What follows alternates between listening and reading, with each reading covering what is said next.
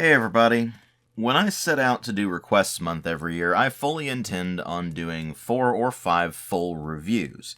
And while the Talos Principle review last week wasn't necessarily a full standard review, it was still pretty much a full review except for the lack of a score at the end. But sometimes a game just utterly refuses to be reviewed, and such is the case with ArmA Tactics, which was sent to me for reviewing by Frost, so thank you for that, it is greatly appreciated. Now, to fill you in on what ArmA Tactics is, because you may not really be all that familiar with the ArmA series, and you certainly may not be familiar with ArmA Tactics, it is a turn-based tactics game developed by Bohemia Interactive, and it is a spin-off of the ArmA series, ArmA being a series of military simulation games. And while I do have copies of all of those, the only one I've really messed with in any considerable amount is ArmA 2, and when I was messing around with it, it ran like absolute garbage, which as I understand is no different now, and it was a slow, tedious, and overall quite clunky game, which wasn't exactly all that surprising given it was a military simulation game. But it is also worth noting that the version I was playing was ArmA 2 free, which was this very cut down version of the game, which was more or less a glorified demo. I do have the full game now, I might give it another shot eventually, and I certainly plan on taking a look at the very first game in the series, and by first I mean the one that was rebranded into ArmA Cold War Assault, that being Operation Flashpoint Cold War Crisis. At any rate, that should give you an idea of what we're dealing with as far as ArmA goes, but ArmA Tactics is not a simulation game at all, and in fact, you would expect this game to be a quite realistic tactics game, and it's not. It's not remotely realistic, in fact. So, what exactly are we dealing with here? Well, you gotta keep in mind that ArmA Tactics was designed for mobile devices, which is going to explain some of the issues that I'm going to talk about here in a moment. And thus it was released on Android, iOS, and NVIDIA Shield, and it was actually ported to PC, Mac, and Linux. And what you're seeing here is, of course, the PC version. And let me go ahead and get the quick note about the presentation out of the way. You're going to look at this and see that it is very brown and gray, but that's not for every level in the game. It actually depends on the environment you're in.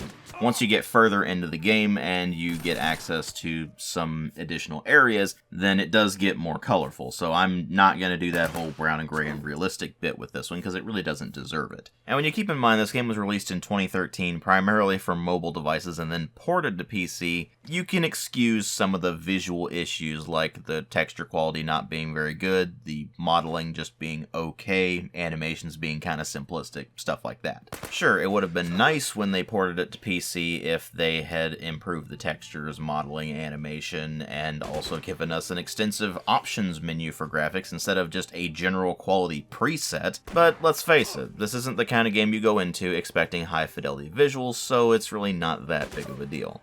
The sound design is a bit more of a mixed bag, however. They really don't have particularly punchy gun sounds or explosion sounds. The music isn't bad, but it's really not very good either, and it's exactly the kind of stuff you would expect in a very low-budget war movie. And then, of course, there's the voice acting, which is pretty rough. It all definitely screams low-budget spin-off title, and that's not necessarily a problem. There have been some lower-budget spin-off titles that have been pretty solid. It's just that ArmA Tactics isn't one of them. You see, the very first problems you'll run into are some issues with the controls. You see, this was designed for touchscreens. And I have a feeling that it wouldn't even be all that great on a touchscreen because the controls aren't exactly the most responsive. You see, you have two options for moving characters around. You can either click and drag them to where you want them to go, or you can click them and then click the destination and click it again to confirm. And sometimes that will just decide it doesn't want to work, whether you try to click and drag or double click. And you'll just be sitting there trying to get your guys to move somewhere, and they'll just continue sitting there and waiting for orders. And while thankfully this is a turn-based game, and thus you're not having to make these movements and such on the fly and in a quick manner, it's still pretty frustrating because you're just trying to get your guys to move around, and sometimes they just decide they don't want to move.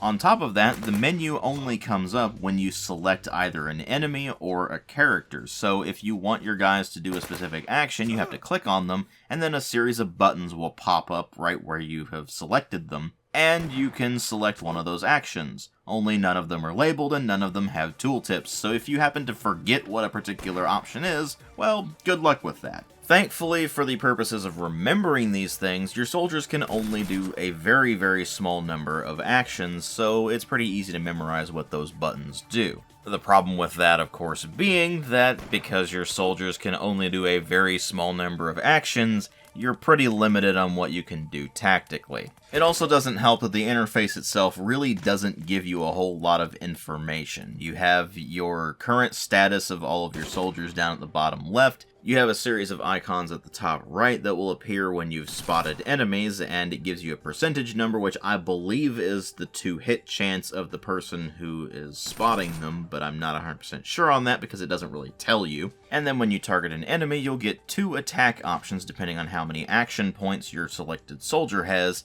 and those will either be a basic snapshot or an aimed shot, and they will give you percentage chances to hit. It doesn't give you any information on what is going into these calculations. It doesn't give you any information on how well hidden your guys are other than simply they haven't been spotted yet. You have no indication of how much cover your guys have from gunfire and such, and the only way you know whether something can be taken cover behind is when you move the selection of your character up to that, it shows a green outline where the guy would be standing or crouching if they happen to be behind cover. In general, it's just a very poorly thought out interface, and I really can't even see it working all that well on mobile devices, so it's definitely an issue.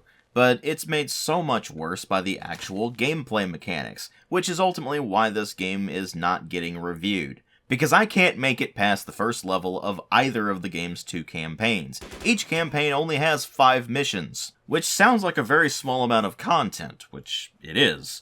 And so they've implemented a mission generator where you can go in and you can select some parameters and it will randomly generate a mission for you. The problem with that being that in order to unlock maps for that, you have to complete missions of the campaigns. And that even includes the first level of both campaigns, because the mission generator doesn't start with any maps unlocked at all, because that makes sense. Anyway, as far as not being able to make it past the first mission of either campaign goes, some of you are probably thinking it's because I suck at tactics games, which is not the case. I'm actually not bad at tactics games at all, it's just that when they're overly reliant on RNG bullshit like this one is, I can't really do anything with that. It's a similar problem as to what's in the Firaxis XCOM games, except that unlike in those games where you do have at least some ways to try to mitigate the RNG bullshit, ArmA Tactics has nothing to ameliorate the RNG. You might think that the shield icon would put your characters into a hunker down state where they are improving their defenses, but as far as I can see, all it seems to do is put your guys into Overwatch so when an enemy enters their line of sight, they'll shoot at it. And while it's difficult enough to tell which objects a character can hide behind as cover, when you do find something they can hide behind,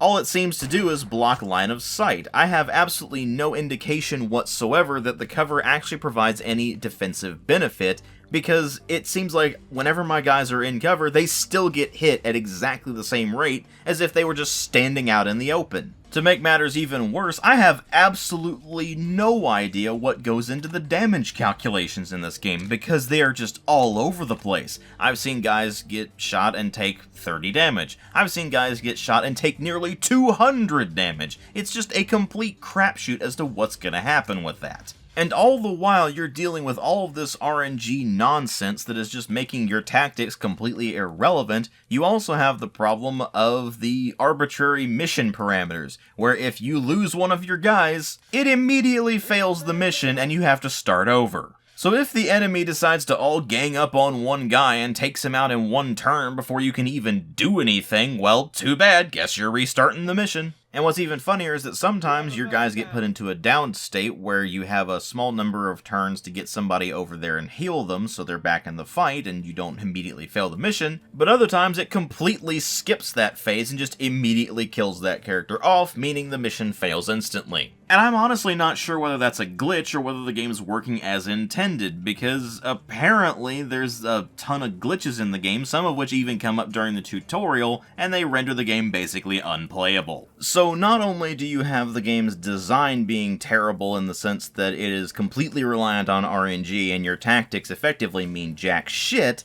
but it's also incredibly glitchy, so we don't know if all of these issues are actually glitches or whether the game's functioning as intended. It's just a positively infuriating mess of a game, and it might well be the worst tactics game I've ever played because of that. So while I ultimately cannot fully review this game, I can still easily recommend that you completely avoid this game like the plague, because it is absolutely terrible. And while the game was reviewed more highly on mobile, I have a feeling that's not so much because the mobile version is actually better, but because the standards of mobile gamers are so low they're next to dinosaur bones. And while you might look at the price point of this thing being $9 US on Steam, and it going on sale occasionally for around $1 or so, and think, oh, it can't possibly be that bad, it might actually be worth that? No, it's not worth that. Avoid ArmA Tactics entirely. There are far better options out there if you want a turn-based or even a real-time tactics game. So look to those instead. Thank you all very much for watching, and thanks for putting up with the delays and weird issues that came up over the course of Request Month this year. If there's something in particular you want me to cover for next year's Request Month, go ahead and go back to the announcement video for this year's Request Month, and put those suggestions in the comments. If you put them on that particular video, then I have a much easier time keeping track of all of the requests, and it will help me greatly in planning things out for next year's Request Month. So, thank you all again for watching, and I will see you all in later videos.